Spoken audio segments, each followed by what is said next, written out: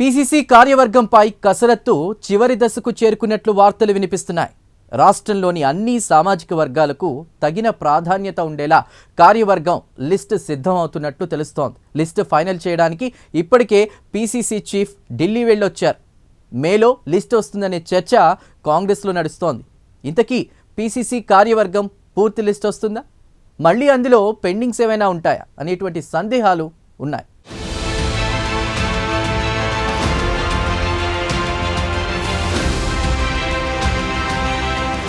PCC నూతన కార్యవర్గంపై గాంధీభవన్లో జోరుగా చర్చ కొనసాగుతోంది. మే నెలలో లిస్టు రానున్నట్లు తెలుస్తోంది. ఈ లిస్టు గతంలో మాదిరిగా జంబో ప్యాక్ కాకుండా తగిన ప్రాధాన్యతతో కూడిన తక్కువ మంది సభ్యులతో, అలాగే అన్ని సామాజిక వర్గాలకు తగిన ప్రాధాన్యతలతో లిస్టు రానున్నట్టు సమాచారం. గత పీసీసీ కార్యవర్గంలో 5 వర్కింగ్ ప్రెసిడెంట్లు ఉండేవారు. కానీ నూతన కార్యవర్గంలో 4 సభ్యులకు అవకాశం కల్పించనున్నట్లు తెలుస్తోంది. అయితే వర్కింగ్ ప్రెసిడెంట్ల కోసం పోటీ పడుతున్న వారిలో రెడ్డి సామాజిక వర్గానికి చెందిన భువనగిరి ఎంపీ చామల కిరణ్ కుమార్ రెడ్డి, ఖైరతాబాద్ డీసీసీ అధ్యక్షుడు రోహిన్ రెడ్డి ప్రయత్నం చేస్తోంటే, ఎస్సీ సామాజిక వర్గానికి చెందిన AICC secretary Sampath Kumar, ST సామాజిక వర్గం నుండి Mahabubabad MP Balaram Naik, minority quota నుండి Nampally MLA contested candidate Feroz Khan, మహిళల కోటా నుండి సరితా తిరుపతయ్యల పేర్లు చర్చకు దారితీస్తున్నాయి.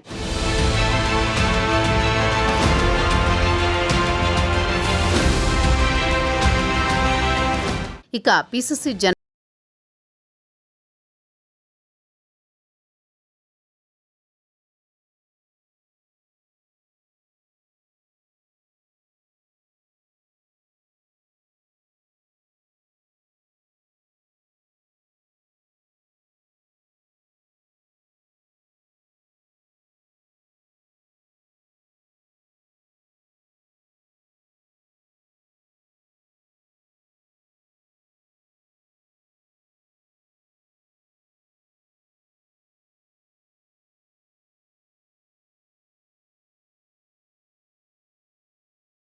అయ్యారు.